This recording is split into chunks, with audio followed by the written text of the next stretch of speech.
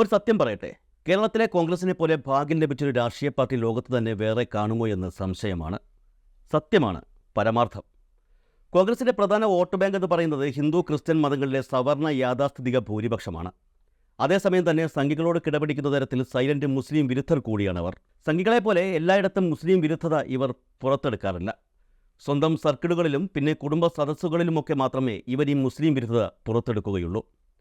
എന്നാൽ കേരളത്തിലെ സുന്നി മുസ്ലിങ്ങളിൽ നല്ലൊരു പങ്കിൻ്റെ പിന്തുണയുള്ള ഒരു കൂട്ടരുണ്ട്, ഇന്ത്യൻ യൂണിയൻ മുസ്ലിം ലീഗ്. ഈ ലീഗുകാർ കോൺഗ്രസ് ഉൾപ്പെടുന്ന അതേ മുന്നണിയിൽ കോൺഗ്രസിന് വേണ്ടി പണിയെടുക്കുന്നവരാണ്. അതിനപ്പുറം വലിയ ഭാഗ്യം മറ്റൊന്നുണ്ട്. കേരളത്തിലെ സുന്നി പാരമ്പര്യ മുസ്ലിങ്ങൾ വിശ്വാസപരമായി തന്നെ ശത്രുപക്ഷത്ത് കാണുന്നവരാണ് സലഫിധാരയിലുള്ള ജമാഅത്തെ ഇസ്ലാമി SDPI വകഭേദങ്ങൾ. എന്നാൽ രാഷ്ട്രീയത്തിൻ്റെ കാര്യം വരുമ്പോൾ അവരുടെ പിന്തുണ എല്ലാ കാലത്തും ലഭിക്കുന്നത് ആർക്കാണ്? UDF തന്നെ, അതായത് കോൺഗ്രസിന്. അത് അടുത്ത ഭാഗ്യം. ഏതാണ്ട് 27% മുസ്ലിം പോപ്പുലേഷനുണ്ട് കേരളത്തിൽ എന്നാണ് കണക്കുകൾ സൂചിപ്പിക്കുന്നത്. അവരിൽ വിശ്വാസികളായ മുസ്ലിങ്ങൾ പവിത്രമായി കരുതുന്ന ചിഹ്നമാണ് ചന്ദ്രക്കല. മുസ്ലിം ലീഗ് ഈ ചിഹ്നത്തെ വൈകാരികമായി ടാപ്പ് ചെയ്യാൻ സ്വന്തം പതാകയിൽ ഉപയോഗിക്കുകയും ചെയ്തിട്ടുണ്ട്. ആ ചിഹ്നം പുറത്തു കാണിക്കാൻ പറ്റില്ല എന്ന് പറയുന്ന പാർട്ടിയാണ് കോൺഗ്രസ്.